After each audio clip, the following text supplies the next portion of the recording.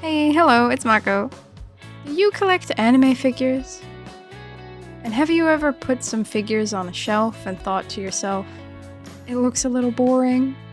Then this video is for you. Today I want to share my favorite ways of making my shelves look more interesting, and to make the most of the space that you have. Of course, there's no rules when it comes to this stuff. You should decorate your space how you want to. But I thought it would be fun to share some of the ways I like to decorate my shelves. And if you like how mine look and want something similar, the tips in this video will hopefully help you achieve that. Let's get into it. This first tip may be an obvious one, but I also think it's the most important. Using this is an easy way to make a shelf look instantly more interesting. And that tip is, of course, risers. Not just risers, I like to use a lot of different ways to raise my figures to different heights. I personally think it looks a lot better when figures on a shelf are at different heights rather than all being roughly similar in height. It's also very useful if you want to place more figures on a shelf but their bases won't fit together, as well as to make figures in the back more visible. To do this, the classic method are these acrylic risers from Amazon, but you could also get them from other places.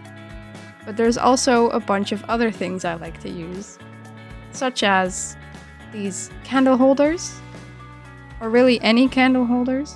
Small ones are very useful if you only want to raise a figure slightly to fit another figure's base underneath it. They can also be useful for very small figures.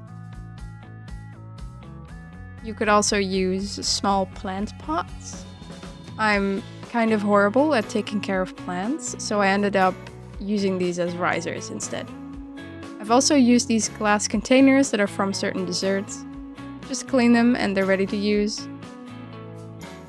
If you like to display manga with your figures and aren't planning on reading any of it, you could put figures on them to raise them up.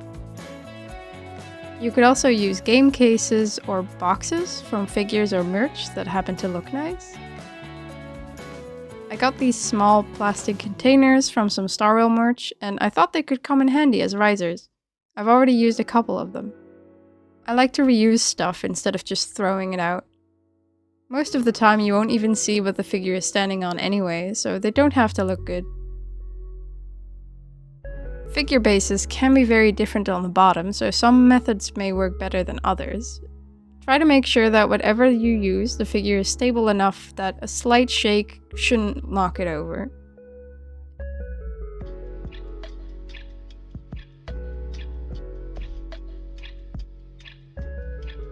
My next tip is to pick a theme for each shelf.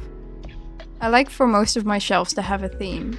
I'm sure most people like to put figures from the same origin or character together, but I also like to theme shelves around other things. An easy theme would be colors, putting similar colored figures together. It's an easy way to make the shelf look cohesive. You can theme them around certain accessories or clothing types, or maybe creature types like girls with cat ears, or angels and devils. Here's some of my own themed shelves for more inspiration. On this one, they're all holding guns.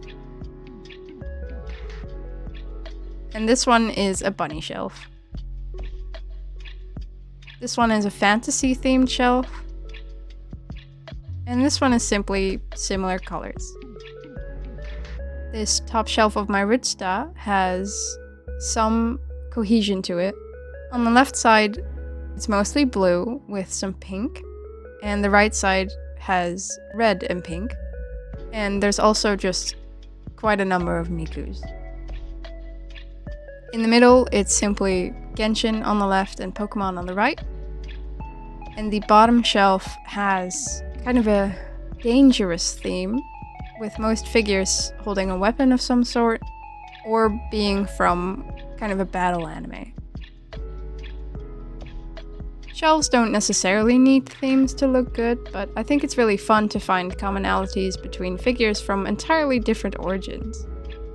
Really, the options are endless. You could put together a kimono shelf, a magical girl shelf, a sports anime shelf, cat girls, bunny girls.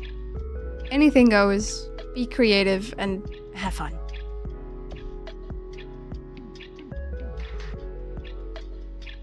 My next tip is to fill space on a shelf with anything like small figures or pieces of merchandise, stuff like acrylic stands, nandoroids, keychains, all sorts of stuff. Little trading figures and nandoroids work the best. For nandoroids, I recommend getting these little easel stands so they don't take up as much space. With trading figures, for example these Pokemon ones, I like to put them on shelves based on similar colors or themes rather than the specific franchise. These Sumiko Garashi ones have a space theme, so they fit well on my World Trigger shelf, for example. I like to put the Pokemon ones wherever they fit and try to choose ones with similar colors. Also love noodle stoppers. They look really cute hanging off shelves. Just make sure you put them somewhere you know you won't walk by and accidentally bump against them. Of course, I use a lot of acrylic stands. You can put acrylic stands on risers as well. These are a great option if something you love doesn't have a lot of figures. I use these little stands to display buttons. And I use these small command hooks to hang up keychains.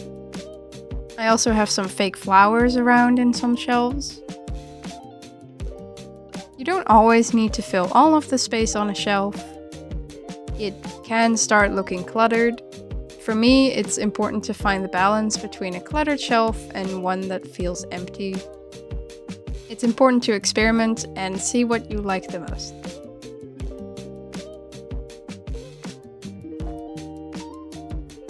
And my final tip for today is to add something as a backdrop to a shelf. Not all shelves need them, but if a shelf feels a little empty or incomplete, hanging a print on the back or adding some other kind of backdrop can help a lot. I usually use poster buddies to hang them.